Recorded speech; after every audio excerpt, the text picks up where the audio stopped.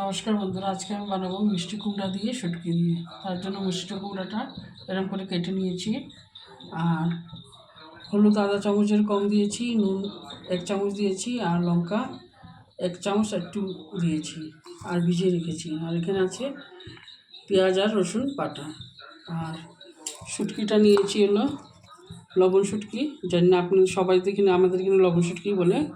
লবণ শুটকিটা আগে ভেজে নেব। তেলটা বসিয়ে দিয়েছি, তেলটা গরম হয়ে গেছে, আর শুটকিটা এখন ভেজে নেব।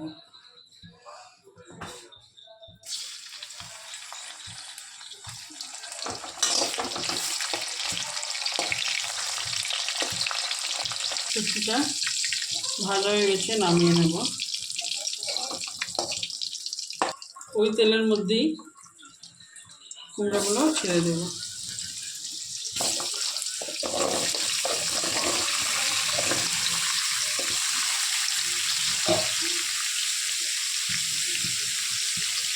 আর হলুদ দিয়ে আবার ভাজা করে নেব। সামান্য নুন দিয়ে দিচ্ছি,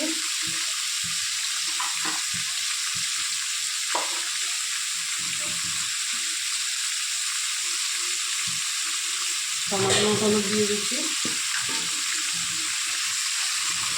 একটু ভাজা করে নেব।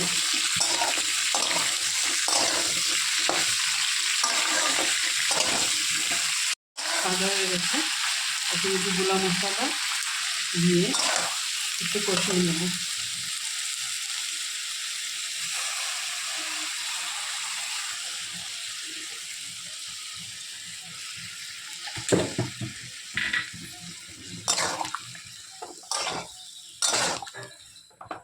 ঢাকা দিয়ে কষিয়ে নেব।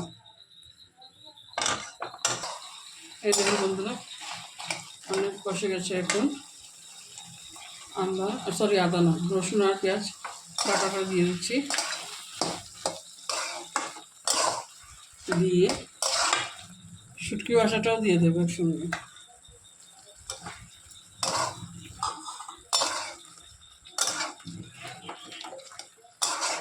দিয়ে একটু কষাবো।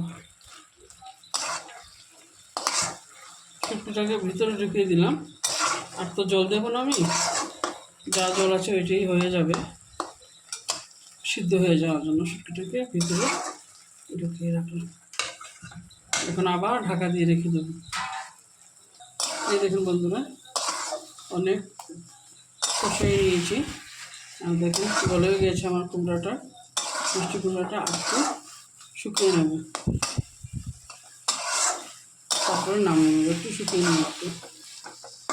আমার মিষ্টি কুমড়ার তরকারিটা হয়ে গেছে, এখন নামিয়ে নেব।